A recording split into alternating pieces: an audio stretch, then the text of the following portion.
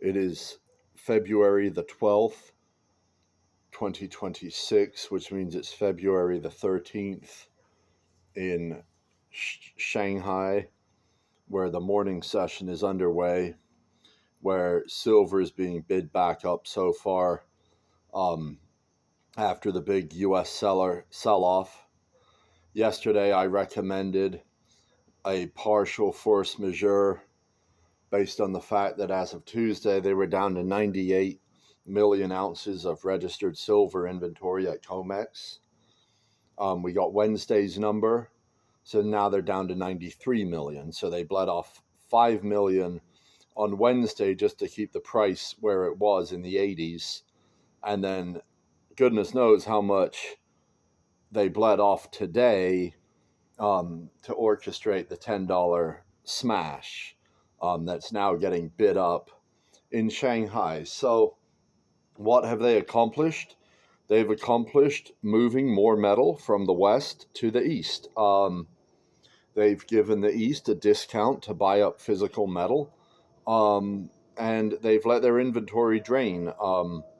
Exactly what I recommended against yesterday. So my recommendations don't change, but I will say from the perspective of someone who wants goodness in this world, it is good that the powers that be are down to 93 million as of Wednesday, and that they're needing to drain 5 million on Wednesday and what was it, 3.8 million on Tuesday.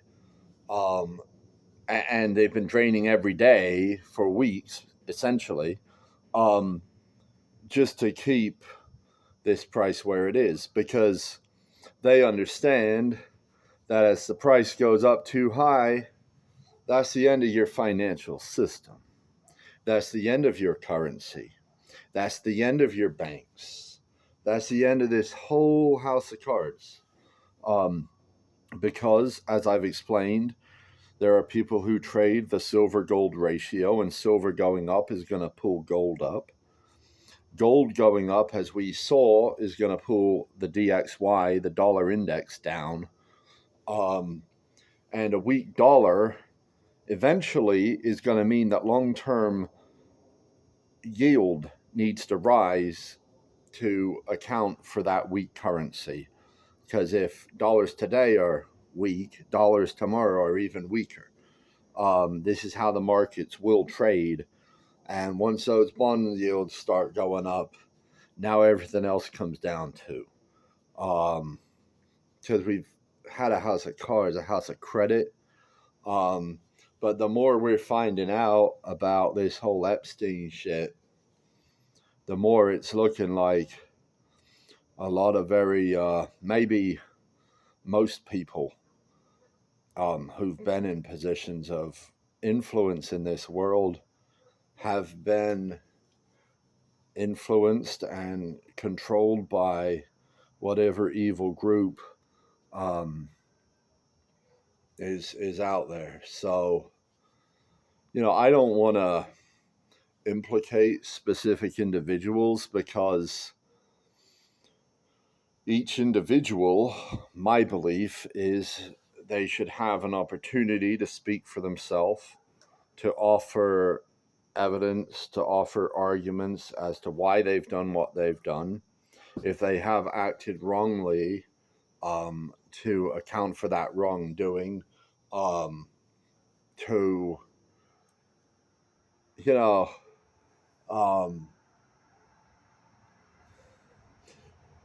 to give an offer, essentially, what they're going to do to make right what they've done. Now, of course, there is a level of wrongness which just this world isn't going to stand for. In my book, I propose that prison should end as an institution, that if someone is too dangerous, too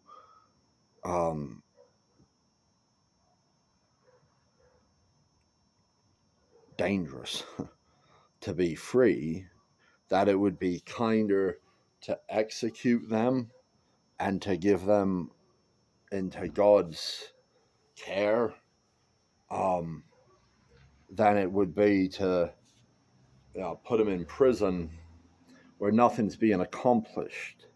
We're just wasting money keeping them alive, and we're wasting the labor of whoever is keeping them in there, and we're just wasting a bunch of resources on someone who maybe just doesn't need to be around. So, but if they're not at that level,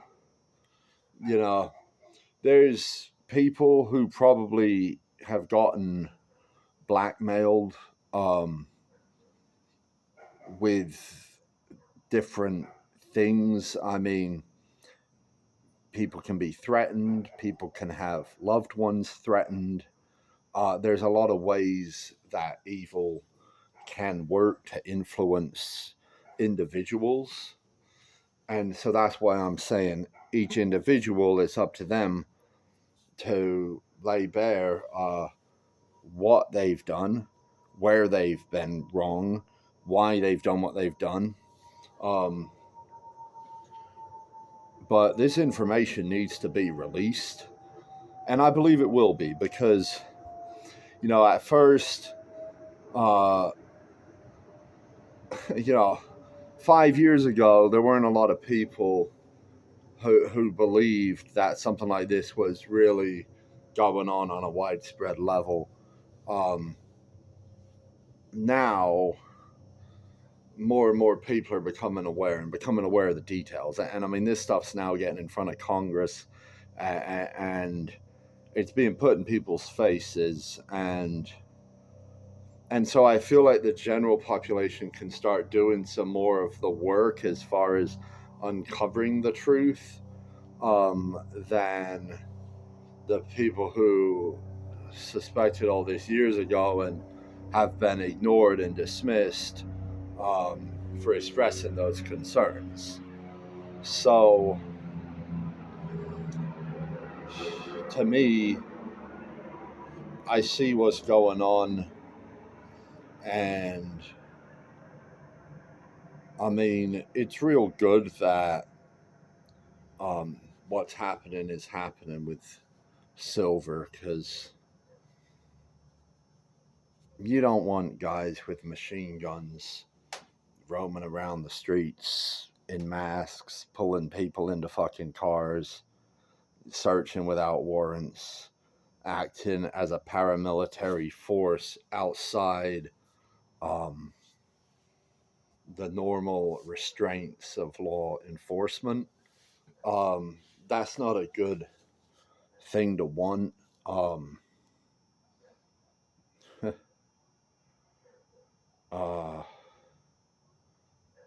I maintain that landowners should determine border policy. If a landowner is willing to hire someone or give someone refuge, they should be free to let that person on their land. Landowners should also be free to exclude people on whatever basis they want to do that. That is true capitalism.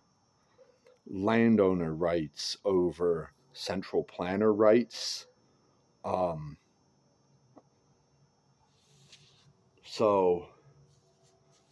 But it doesn't matter if I can convince people of this, because the funding mechanism's going away. See, I know I can't convince Team Blue that I'm right, that the tax-funded government itself is the problem, that the idea of democracy is the problem. But they're going to have the same problem that the other team's going to have, in that the dollar's going to collapse. They're not going to have any purchasing power. They're not going to have any credit. And